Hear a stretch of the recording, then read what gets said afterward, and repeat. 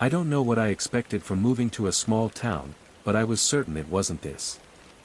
Westfield, on the surface, was your standard quiet, sleepy town, tree-lined streets, friendly faces, and houses that looked untouched by time.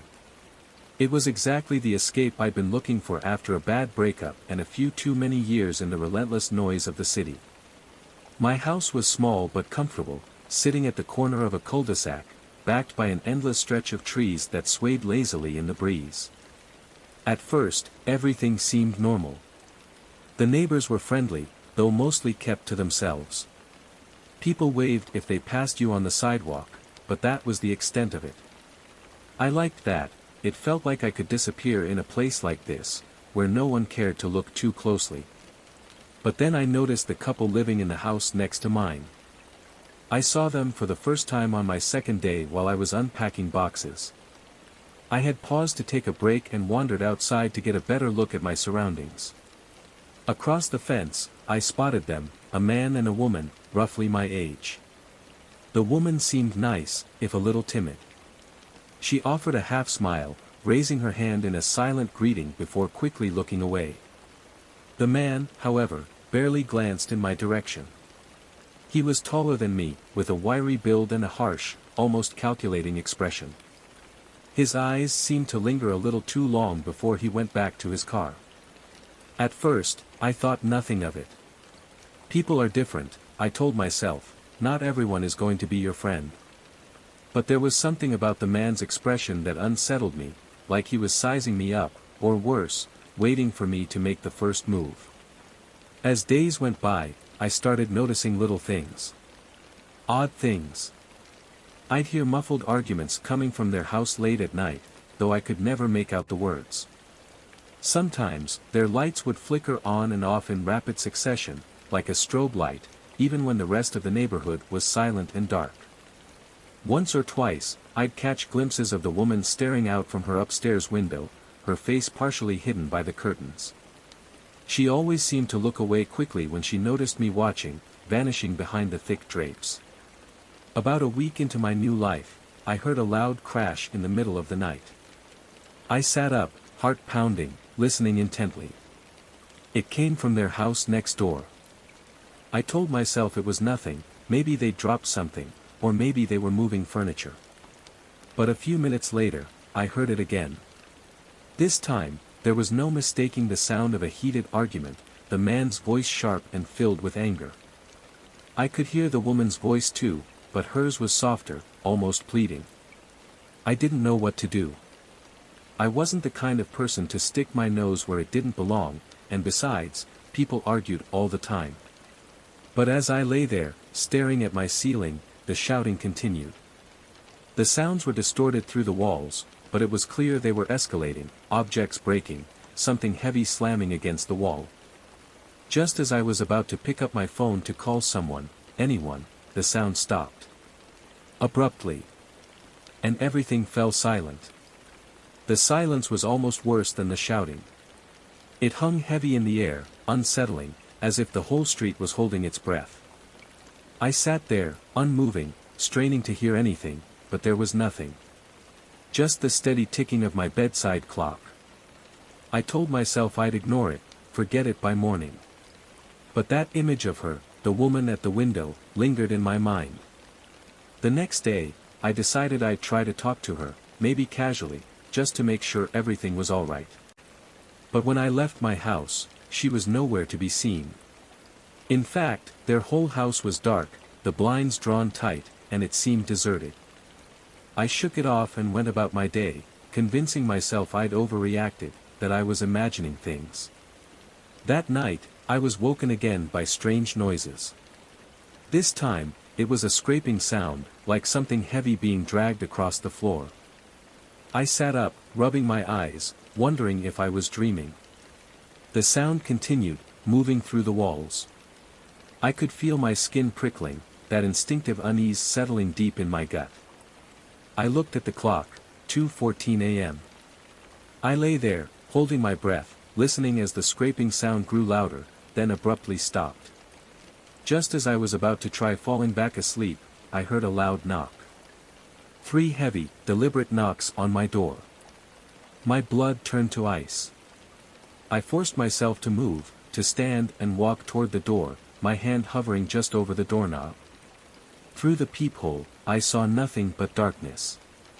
For a long, tense moment, I stayed there, heart pounding in my ears. Finally, the silence resumed, and I backed away, feeling both ridiculous and deeply disturbed. Sleep didn't come easily after that. I lay awake, watching the clock tick forward, minute by minute, until dawn. The next morning, I found no sign of the knock, no scuff marks on the door, no footprints leading up to it. Just as I was convincing myself it was all some half-asleep hallucination, I caught a glimpse of my neighbors outside. The man was standing by his car, arms crossed, staring directly at me. There was no smile, no nod, just a piercing, unbroken gaze. The woman was by his side, her head down, as if she were studying the ground. She didn't look up once. Something was wrong. I knew it, deep down. But I had no idea just how twisted things would get. I couldn't shake the look in the man's eyes from that morning, the way he'd stared at me like I was the one trespassing, like I didn't belong here. It stayed with me all day, a haunting image burned into my mind. By the time the sun began to set, I was already dreading another sleepless night. That evening, I decided to go outside, pretending to water some plants near the fence that separated our yards. I figured maybe I'd catch a glimpse of the couple or at least hear something that would explain the noises and the tension I'd sensed between them. It wasn't exactly a foolproof plan, but I felt compelled to do something. As I filled the watering can, I heard a faint shuffling noise from their backyard. I moved closer, staying low, trying to peek through the gap in the fence boards. The woman was out there, standing completely still in the middle of their yard. Her shoulders were hunched, and she seemed to be looking at something on the ground, though I couldn't make out what it was. Her face was partially hidden by her long hair, but even from where I stood, I could see her hands trembling. A sudden chill ran down my spine as I watched her. She looked broken. Like something inside her had given up. I wanted to call out, ask if she was all right, but my voice caught in my throat. She started mumbling to herself, her voice too low for me to make out any words. She knelt down, clutching something small and round in her hands, like a stone or a charm, holding it tightly to her chest. I couldn't take my eyes off her, it was as if she were performing some silent ritual, something deeply personal and haunting. And then, as if sensing my gaze, she looked up sharply, her eyes locking onto mine through the gap in the fence. My breath caught. Her eyes were wide, filled with a mixture of fear and desperation. She held my gaze for only a moment, then shook her head slightly, mouthing the word, "Don't." Before I could react, the man appeared in the yard, his towering figure casting a shadow over her. He grabbed her arm roughly, whispering something that made her freeze. Her face was turned toward him, and I saw her lips moving, though I couldn't hear a word. He yanked her to her feet, practically dragging her back into the house. She stumbled, and as she did, the small object she'd been holding fell to the ground. The man didn't seem to notice, or maybe he didn't care. He shoved her inside, slamming the door behind them. I stared at the spot where the object had fallen, a sense of dread creeping over me.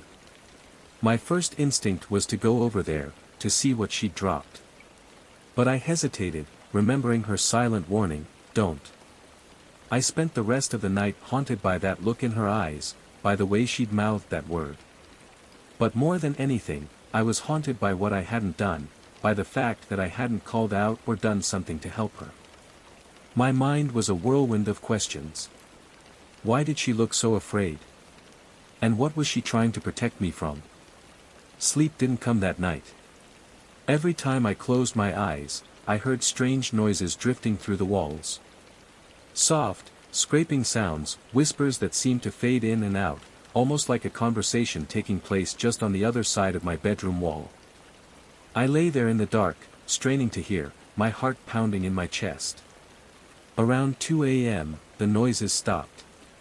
Silence filled the air, thick and heavy, almost oppressive.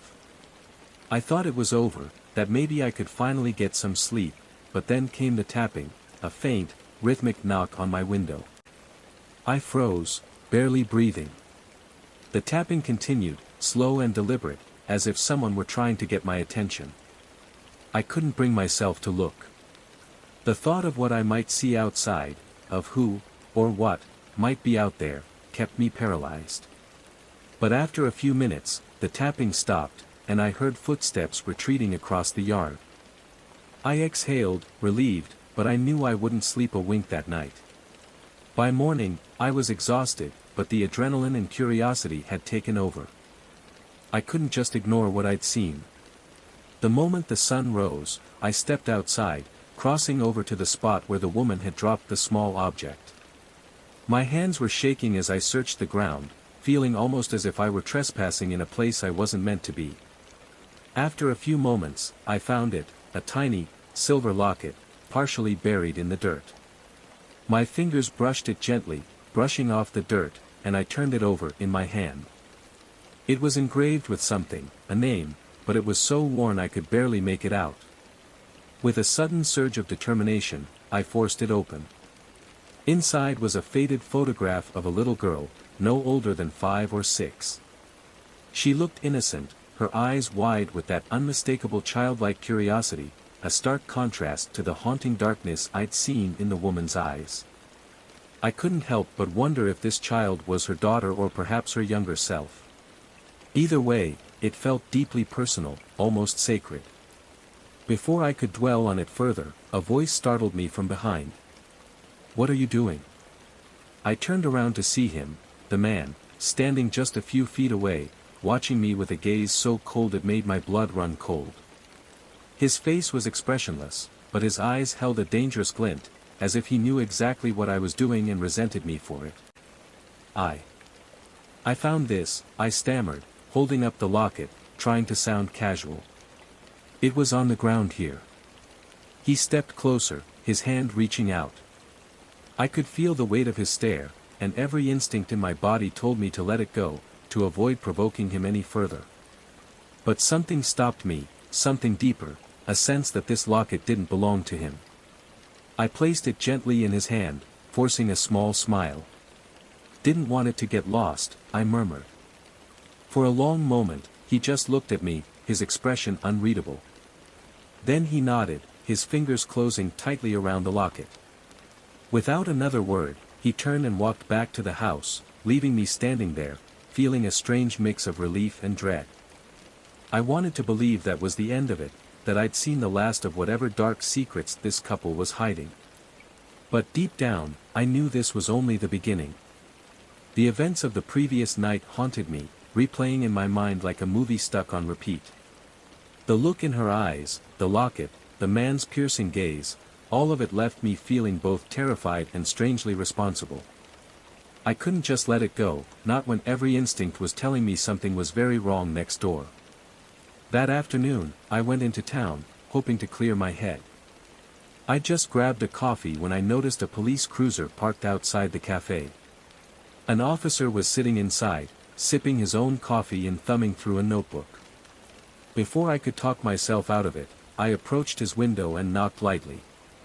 He rolled it down, giving me a curious look.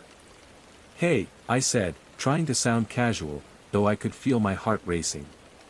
"Do you have a moment? There's something strange going on with my neighbors, Anne."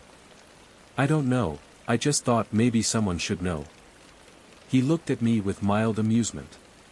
"Strange, how?" I hesitated, suddenly feeling ridiculous. How could I explain the feeling of dread, the tapping on my window, the locket with a mysterious child's face? I decided to stick with the facts. "There's been shouting, loud noises at night, things breaking. It sounds violent. And the woman, she doesn't look safe."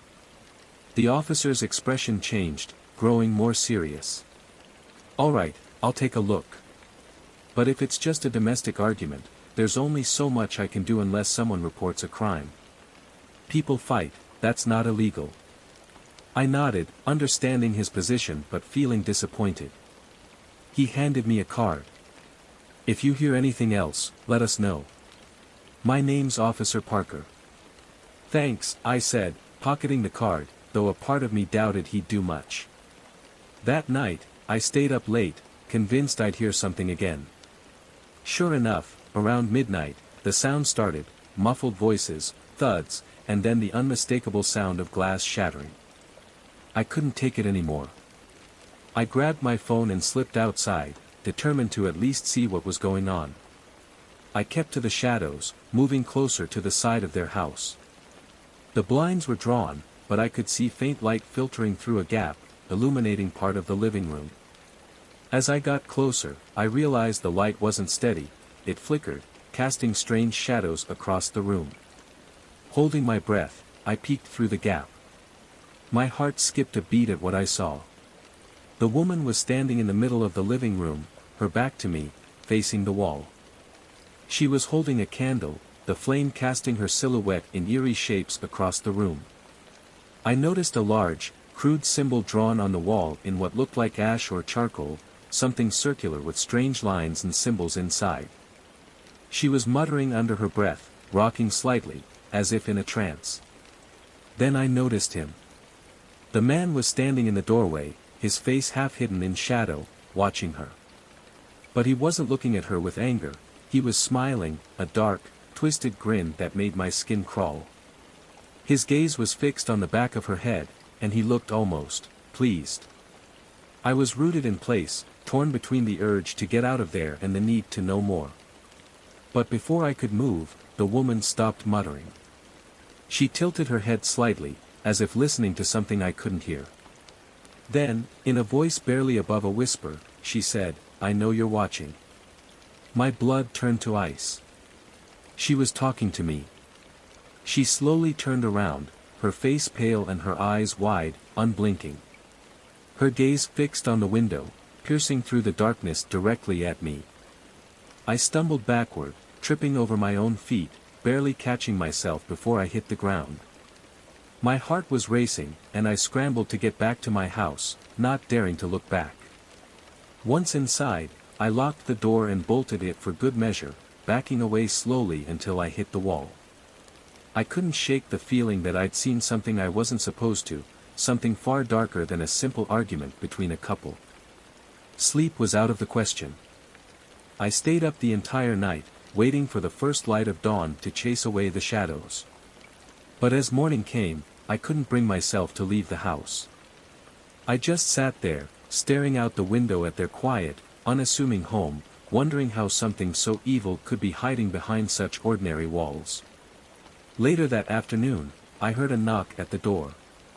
My stomach twisted as I peered through the peephole, half expecting to see the man standing there.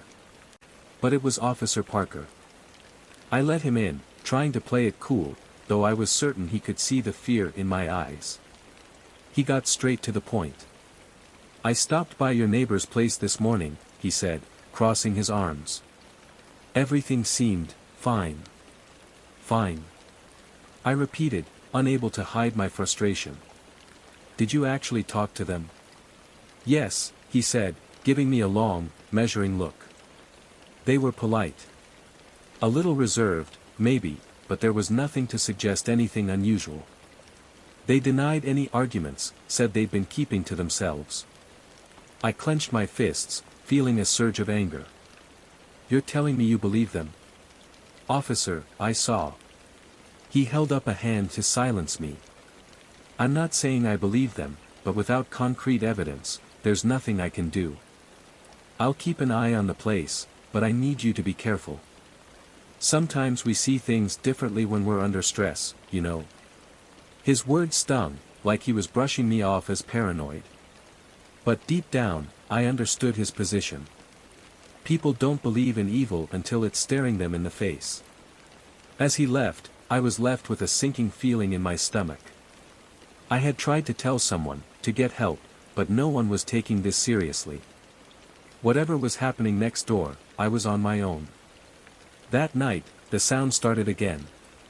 But this time, they were louder, more intense.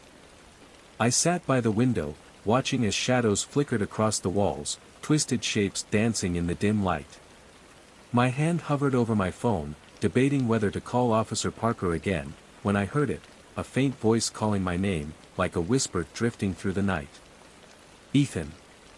I froze, every hair on my body standing on end. The voice was soft, pleading, but filled with a sadness that made my chest ache. I looked around, trying to locate the source, but there was nothing. Just the empty silence of my living room. Then, from outside, I heard a faint tapping on the glass. Heart pounding, I turned slowly, my gaze landing on the window. A pale face was staring back at me from the darkness, her face, her eyes wide and desperate, her lips moving silently as she mouthed a single word. Help. And then, just as suddenly as she'd appeared, she was gone, leaving me alone in the cold, unyielding darkness. I couldn't stop thinking about her face at the window, those wide, desperate eyes. She was terrified, pleading with me for help, and I just stood there, frozen. Whatever was happening in that house wasn't normal, and if no one else was going to do something, then it was up to me. I had to know what was going on. I waited until dawn before making my way into town. I needed answers, and the local library seemed as good a place as any to start. The building was old, musty, and had that strange stillness only libraries seem to carry. I approached the librarian, a woman in her 60s with steel-gray hair and a warm, if cautious, smile. "Excuse me," I began, keeping my voice low. "I was wondering if you have any information on the old houses in Westfield, like the ones on Birchwood Lane." Her eyes narrowed, and for a moment, I thought she was going to brush me off. But instead, she gave a short nod and gestured for me to follow her. We made our way to the back of the library, where she pulled out a dusty binder from a shelf marked Historical Archives. "Not much left about Birchwood Lane," she said, flipping through the pages. "Most of the old records were lost in a fire a few decades back. But I remember stories people don't talk about much anymore." "What kind of stories?" I asked, my heart racing. She glanced around, as if checking for eavesdroppers, then leaned in close. "The lane's got a dark history. People say that land was cursed long before the houses were built. There was a family back in the 1930s, the Woods family, who built the first house on that land. They weren't around long, though. Strange things happened, voices in the walls, people going missing. They vanished one night, the whole family, without a trace." She paused, her gaze distant, as if recalling something painful. "Since then, anyone who's moved into those houses hasn't stayed long. There've been incidents. People disappearing, violent accidents, strange deaths. That whole area's been bad news for as long as I can remember." A cold shiver ran down my spine. "Do you know if anything's happened recently?" She shook her head slowly. "No one talks about it these days. They say it's best to leave that place alone." I thanked her and took a few notes, my mind reeling. If there was any truth to the stories, then something was very wrong with Birchwood Lane. And that meant whatever was happening to Marlene and David might not just be the result of a bad relationship, it could be something much darker. As I left the library, I caught a glimpse of Officer Parker's cruiser parked outside a diner. I didn't want to involve him again, especially since he'd been so dismissive, but I couldn't shake the feeling that he needed to know about this.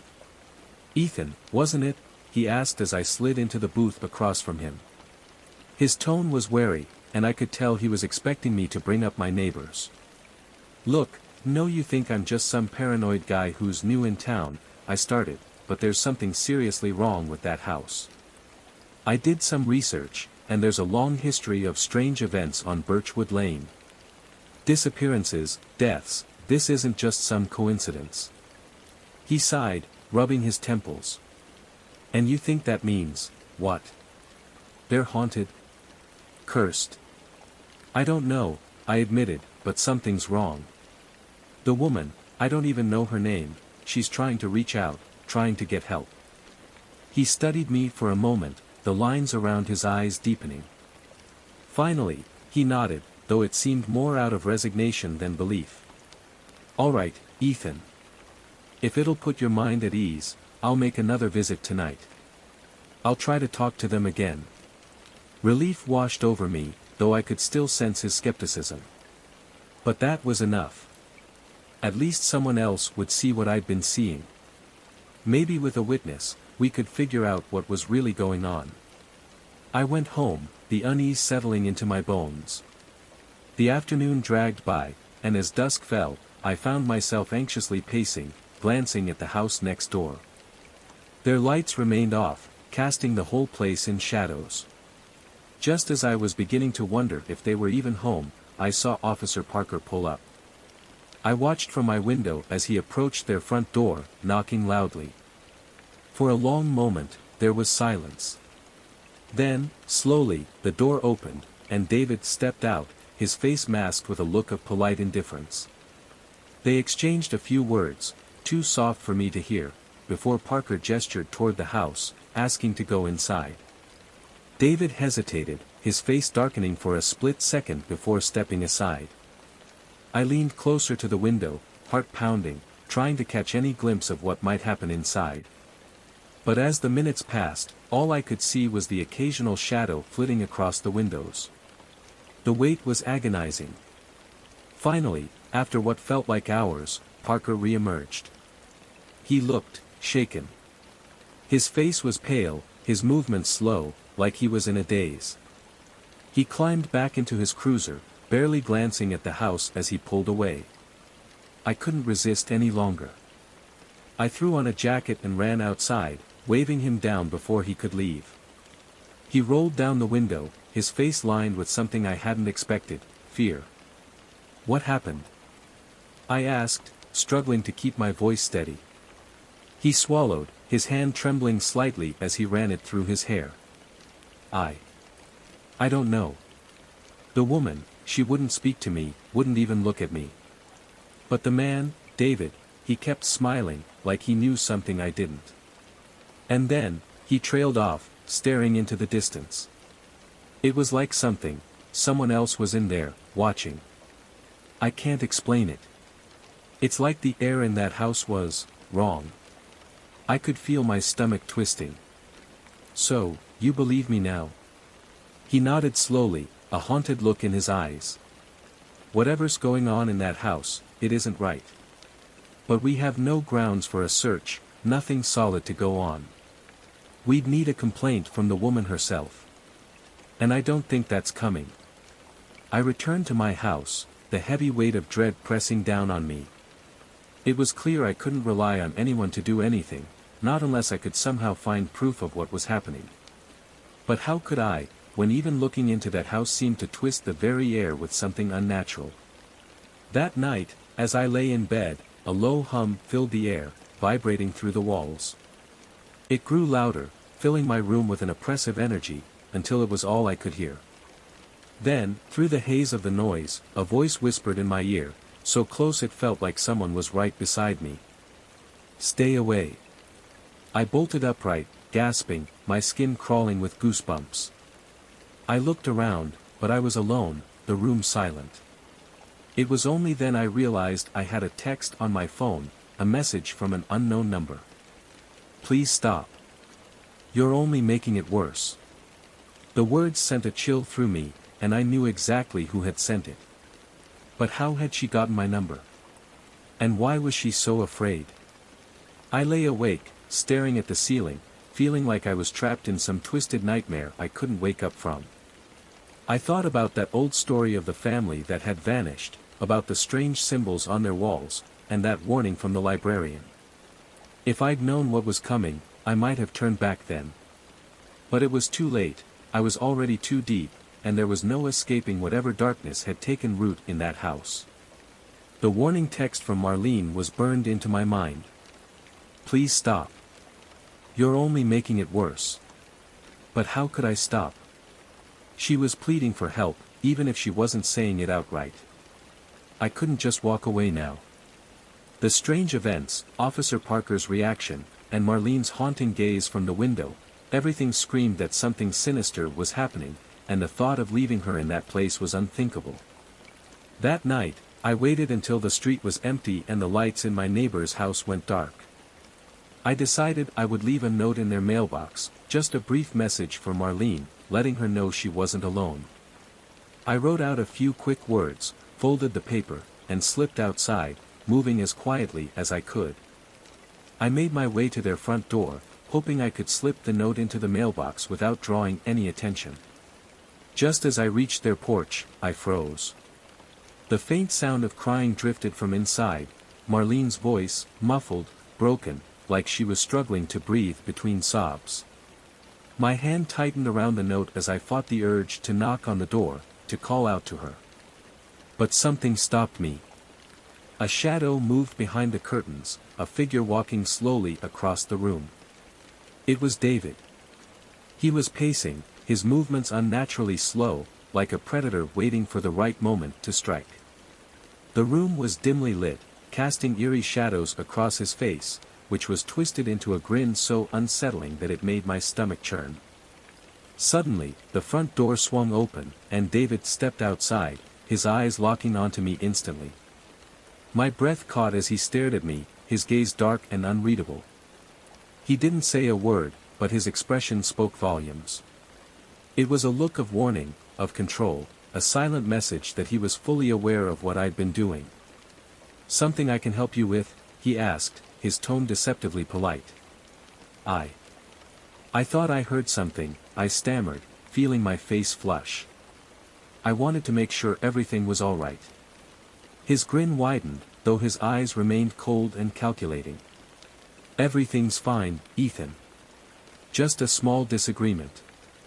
Nothing you need to concern yourself with." He stepped closer, his voice dropping to a whisper. "I'd suggest you mind your own business. It's safer that way." A surge of anger and fear surged through me, but I managed a tight nod, backing away slowly. His gaze followed me until I returned to my porch, and only then did he go back inside, closing the door with a slow, deliberate motion that felt like a final warning. I knew I should have left it alone, but I couldn't get Marlene's face out of my mind.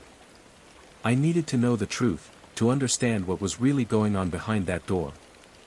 I waited until I was certain David had gone to bed, then I did something reckless. I crept around to the side of their house, looking for another way in. A basement window caught my eye, partially obscured by overgrown shrubs. To my surprise, the window slid open easily, and I lowered myself into the dark, damp basement. The air was heavy, filled with the smell of mold and something else, something metallic and bitter, like dried blood. I could barely see, my eyes adjusting to the darkness as I groped for my phone, using its faint light to guide me. The basement was cluttered with old furniture, broken appliances, and boxes stacked high against the walls. But as I moved deeper, something caught my attention, a series of strange symbols etched into the walls, similar to the one I'd seen in the living room. The lines were rough, almost frenzied, as if someone had carved them in a fit of desperation. And then I saw it, a small, hidden room at the far end of the basement, partially concealed by a curtain. I approached it, my heart pounding as I reached out to pull the curtain aside. The room was empty except for a mattress on the floor and a small pile of belongings, a child's toy, a worn-out photograph, a few scattered papers. My gaze landed on the photograph, and my blood turned to ice. It was the same little girl from Marlene's locket, her innocent face smiling up from the worn paper. But beside the photo was a newspaper clipping, yellowed with age, detailing a tragic disappearance. The girl had been missing for over 20 years. A sudden noise from above made me freeze. Footsteps. Someone was moving upstairs, and the sound was getting closer. I shoved the photo into my pocket and ducked behind a pile of boxes, holding my breath as the footsteps descended the stairs. I peered out just enough to catch a glimpse of David, his eyes scanning the basement, a strange, manic light in his gaze. He moved past me, heading toward the small hidden room. I watched in horror as he knelt beside the mattress, muttering to himself in a low voice, his hand brushing over the empty bed as if comforting someone who wasn't there. "It's all right, sweet girl," he whispered, his voice filled with a twisted tenderness. "Daddy's here. No one's going to hurt you." My stomach churned as I realized what was happening.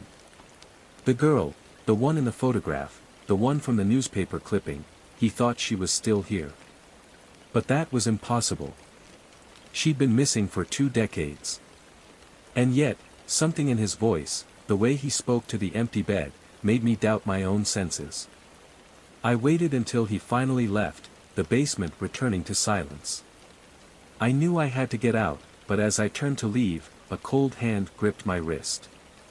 I nearly screamed, my heart leaping into my throat as I turned, expecting to see David or worse.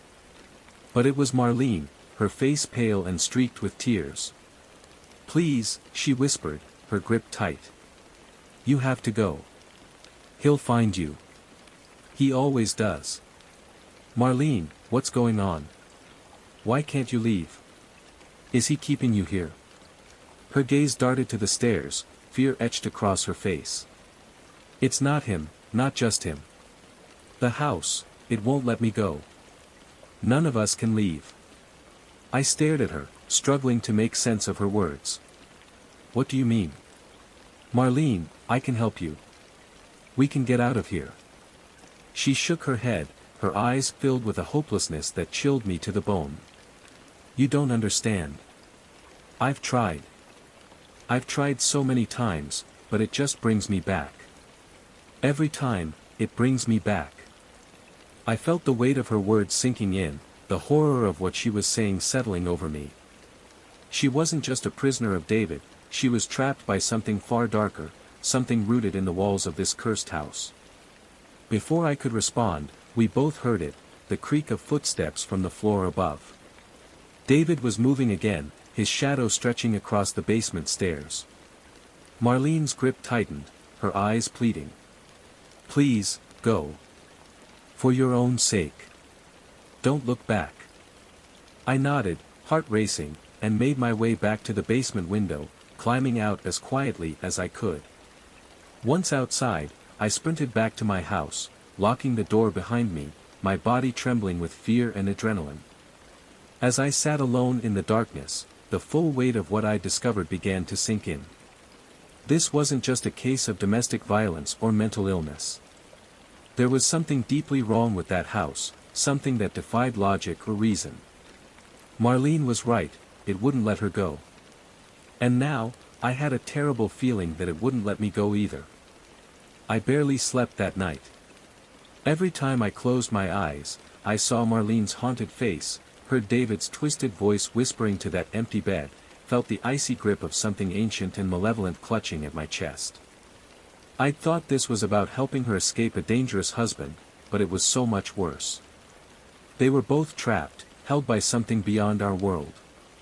The next morning, a part of me wanted to pack up and leave Westfield, but deep down, I knew it was too late. I was already caught in the house's web. It felt like it was watching me, waiting. If I ran, it would only draw me back.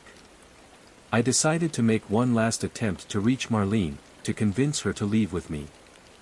I spent the entire day preparing, even packing an extra set of clothes and some food in case we needed to flee fast. As dusk fell, I left a note with my address and phone number on Officer Parker's desk at the station, in case I didn't make it out. By the time I returned to my street, darkness had swallowed Birchwood Lane. The air was thick, stifling, as if the entire block was holding its breath. My footsteps felt too loud as I approached Marlene's house, the weight of the silence pressing down on me. I reached the front door and raised my hand to knock, but before I could, the door creaked open on its own. Inside, the house was dark, filled with shadows that seemed to shift and pulse as I stepped inside. The air was colder, sharper, and I could hear faint whispers echoing from deeper within, as if the walls themselves were murmuring. I called her name, my voice swallowed by the darkness. "Marlene." A faint light flickered from the basement doorway, casting long, distorted shadows across the floor. Against every instinct telling me to turn back, I forced myself forward, descending the stairs slowly, each step feeling like I was sinking deeper into something far more sinister than I'd ever imagined. At the bottom of the stairs, Marlene was waiting, her face pale, her eyes wide with fear and exhaustion.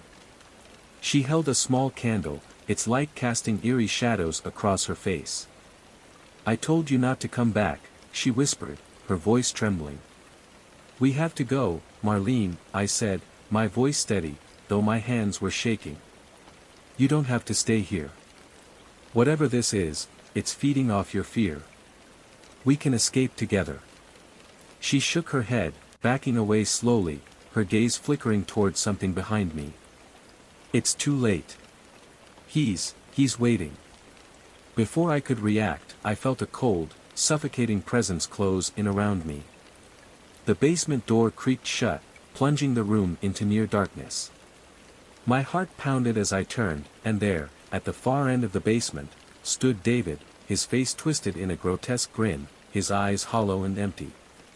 "You think you can take her?" he sneered, his voice layered with something unnatural, a growl that seemed to reverberate through the walls. "She belongs here. We both do."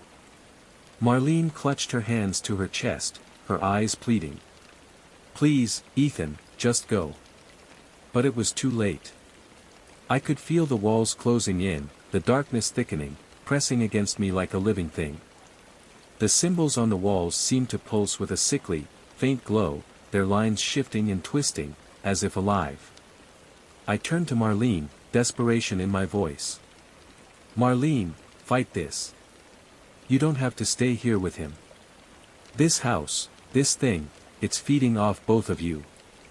But she only shook her head, her gaze distant. "We tried to leave once, a long time ago.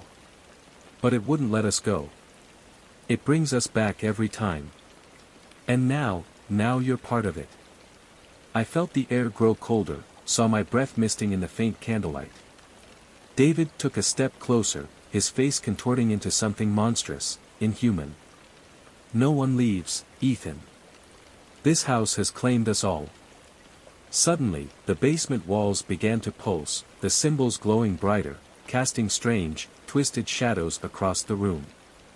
The walls seemed to ripple, shifting as the air filled with whispers, dozens, hundreds of voices, all echoing together in a sick chorus. Driven by pure fear, I lunged toward the stairs, dragging Marlene with me. She resisted at first, her face filled with resignation, but I tightened my grip, pulling her up the steps. Behind us, David's footsteps echoed, slow and deliberate, as if savoring every second of our terror. We stumbled into the hallway, and I reached for the front door, my hands trembling as I twisted the handle. But it wouldn't open. The door felt like it was fused to the frame, immovable, as if the house itself were holding it shut. Panic surged through me, and I turned, searching for another way out. The windows were covered with a thick, black mist that seemed to seep from the walls, blocking out any trace of light. I could feel the walls vibrating, pulsing in time with the whispers that filled the air. David appeared at the end of the hallway, his grin widening, his face twisted into something barely human. He raised a hand, beckoning to Marlene, his voice a sick, unnatural croon. "Come home, my love. This is where you belong." Marlene's face crumpled, and I could see the years of pain, the horror, the helplessness etched into her eyes. But then, something shifted. She looked at me, her expression hardening, a flicker of defiance sparking in her gaze. "Get him out," she whispered, her voice steady. "Get him out, and I'll hold the door." Before I could argue, she pushed me toward the back of the house, shoving the door to the basement shut between us. Her face disappeared as the door closed, leaving me alone with the whispers, with the darkness pressing in. I sprinted down the hall, my heart pounding, every fiber of my being screaming at me to run. I reached the back door and threw it open, stumbling into the cool night air. I kept running, my mind racing, until I reached the edge of the property, collapsing onto the street. Behind me, the house seemed to pulse, its walls flickering as if alive, and a single scream tore through the night, Marlene's voice, filled with both terror and triumph, as she faced the darkness alone. As I sat there, gasping for breath, the air around the house grew still. The pulsing stopped, and silence fell over Birchwood Lane. The house stood dark and quiet, as if it had finally gone to sleep. Days passed, and no one saw Marlene or David again. The police found no trace of them in the house, and it was soon boarded up, its windows covered and its doors locked. Rumors spread quickly, stories of ghosts, of cursed land, of an evil that claimed anyone who dared enter. But I knew the truth. Marlene had given herself to the house, holding back the darkness to let me escape. I left Westfield not long after, but the memories followed me. Sometimes, late at night, I still hear faint whispers outside my window, calling me back. And I know that somewhere, in the shadows of Birchwood Lane, the house is waiting, its darkness hungry for more.